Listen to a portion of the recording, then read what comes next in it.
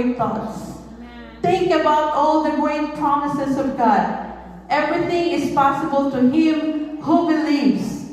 Imagine great thoughts. And it stands for nourish a godly mind. Make sure that you are growing and developing. Psalms 119:15, I will meditate on your words and fix my eyes on your ways. Meditate and fix. Study and reflect. K stands for keep on learning. The Bible says practice these things. Immerse yourselves in them so that all may see your progress. 1 Timothy 4:15. Do others see progress in your life? Are your words and conversation more calm? Was distraught. And then they started to make another strategy. They started, you do, flows from it.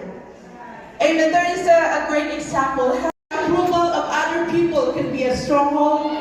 Anything that you make an idol in your life can be a stronghold.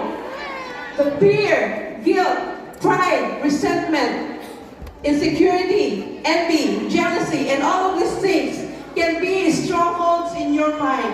And the Bible is telling us to tear them down. Amen? The battle for sin always starts in the mind. Now, our minds are broken by sin, and we know that, which means that we cannot even trust what we think. Amen? Ourselves. Jeremiah 17 says that the heart is deceitful above all things. When we say heart, we can read the word heart because heart is our subconscious mind. Heart and mind, they are intertwined to each other. So, when we say heart, we always say the mind are deceitful above things and desperately wicked. Who can understand it? And we have an ability to lie to ourselves. And we do it all the time. Right?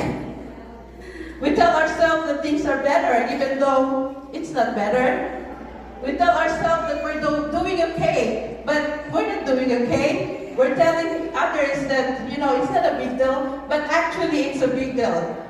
In fact, the Bible tells us that you cannot trust it to tell yourself the truth. When we're saying we're not making mistakes, you are deceiving yourself.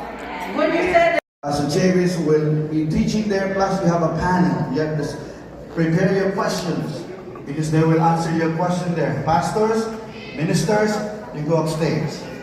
Brother Nathan is somewhere, he's gonna direct where you're gonna go.